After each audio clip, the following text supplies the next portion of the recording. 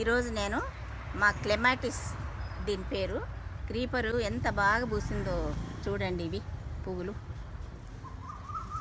ఇది తెల్లగా అసలు మొత్తం ఈ చిన్న ఆర్చిలాగా ఉంది కదా, ఈ స్టాండ్ మీదకి పెట్టాము. పువ్వులు అసలు విరబూసి చాలా బాగా ఉంటాయి, మంచి వాసన కూడా ఉంటాయి. మళ్ళీ గార్డెన్లో మంచి స్మెల్ కావాలనుకున్న వాళ్ళు దీనికి ఫస్ట్ ప్లేస్ ఇవ్వచ్చు. అంత బాగా మంచి వాసన.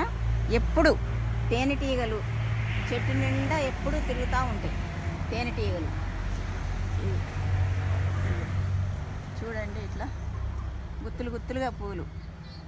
చాలా హార్డీ ప్లాంట్ ఇది. మనం చాలా ఎండలో కూడా ఉండొచ్చు. మళ్ళీ కుండీలో కూడా చక్కగా పెంచుకోవచ్చు.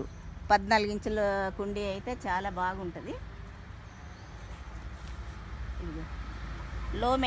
లో మెయింటెనెన్స్, ఎక్కువ మనం దీనికి ఫర్టిలైజర్స్ అవి ఏమి ఇచ్చే పని లేదు. మార్చి నుంచి స్టార్ట్ అవుతాయి ఈ పూలు. సంవత్సరం మొత్తం ఎప్పుడు ఉంటానే ఉంటాయి. మధ్యలో ఒక 10-15 రోజులు గ్యాప్ వస్తుంది, కానీ ఇక చలికాలం మాత్రం ఒక 2 నెలలు పూలు ఉండవు అంతే. చక్కగా ఎన్ని పూలు ఉన్నాయో చూడండి చెట్టుకి. ఇది అన్ని నర్సరీల్లో దొరికిద్ది. కామన్గా చిన్న చిన్న నర్సరీల్లో కూడా అన్నిట్లో దొరికిద్ది. క్లెమాటిస్ దీని పేరు. నేను ఇదిగో నేలలో పెట్టాను. అప్పుడప్పుడు ఎండిపోయిన ఆకులు ఉంటాయి కదా, ఇవి తీసేసుకోవాలి, ఇవి కట్ చేసుకోవాలి అంతే. ఇప్పుడు ఇట్లా వస్తాయి. కాస్త వాడినట్లుంటే ఇవి తీసేసుకుంటే బాగుంటుంది. దీనికి పెస్టులు కూడా ఏమీ రావు. మనం నీమ్ ఆయిల్ నెలకొకసారి స్ప్రే చేసుకుంటే సరిపోయిద్ది. ఇవి చూడండి, ఈ మొగ్గలు అన్నీ విచ్చుతానే ఉంటాయి. మొగ్గలు ఎన్ని ఉన్నాయో చూడండి. ఇవి దీనికి మనం కామన్గా బోన్ మిల్లు, వర్మి కంపోస్టు పాదులో ఇచ్చుకోవచ్చు, కాస్త బలంగా మొగ్గలు బాగా రావాలంటే. మళ్ళీ పొటాషియం కావాలి బాగా. దీనికి చాలా పూలు పూస్తుంది కదా, అందుకని దీనికి అరటికాయలది జ్యూస్ ఉంటుంది కదా, లిక్విడ్ జ్యూసు, అది ఇచ్చుకోవాలి. అరటిపళ్ళు మనం మాగినవి ఉంటాయి కదా, ఆ తోలు నీళ్ళల్లో వేసి ఫర్మెంటేషన్ అయినాక ఆ వాటర్ ఇస్తే చాలా బాగా పూలు పూస్తుంది. కాస్త ఎప్పుడన్నా ఎప్సమ్ సాల్ట్ కూడా వేసుకోవచ్చు దీనికి. ఇది చాలా హార్డీ ప్లాంట్. ఎండలో మాకు చాలా ఈ ఎండ చూడండి ఎట్లా వస్తుందో. ఇక్కడైతే ఏది కూడా దీనికి నీడ వచ్చే అవకాశం లేదు. అయినా సరే ఎండలో కూడా ఈ చెట్టు బాగుంటుంది. అన్ని చెట్లు మనకి ఎండాకాలము సమ్మర్లో కాస్త డల్ అయిపోతాయి కదా, ఇది మాత్రం సమ్మర్లో ఈ చిగురించి చక్కగా పెరిగిద్ది, గ్రీన్గా వచ్చేసిద్ది ఇక సమ్మర్లో. అంత బాగా ఉంటుంది ఇది.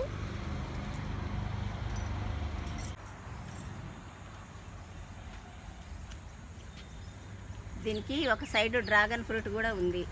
ఇక కాయలు వచ్చినాయి చూడండి.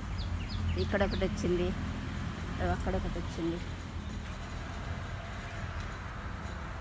దీని ప్రాపగేషన్ ఎట్లా అంటే కొమ్మలు పెట్టుకోవచ్చు, చక్కగా వస్తాయి కొమ్మలు. జూన్లో వర్షాలు పడ్డాక ఇంతింత కొమ్మలు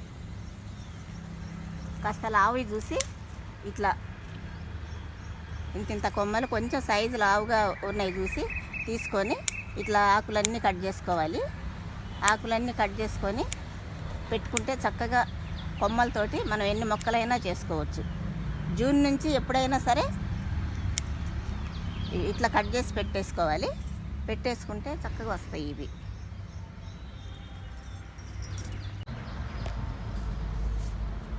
ఇది ప్రహారీ గోడ మీద, గేటు మీద ఆర్చీలాగా చాలా బాగుంటుంది ఈ క్రీపరు. నా దగ్గర 6 వెరైటీస్ ఉన్నాయి క్రీపర్స్. అవి పూలు పూసినాక నేను వీడియో చేస్తాను.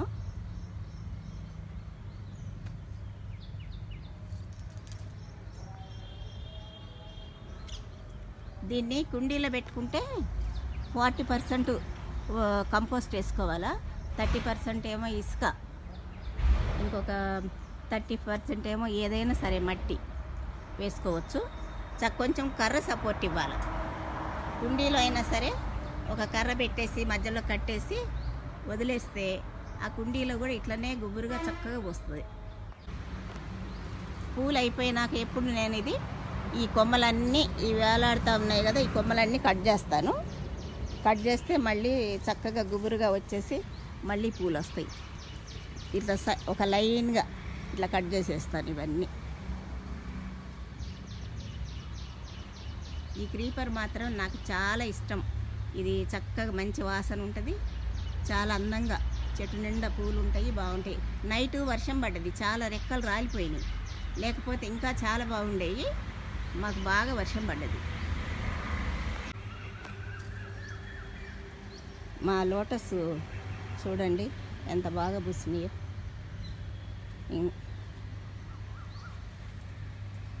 ఇది సట్టా బొంకటు, మధ్యలోది గ్రీన్ క్లౌడ్.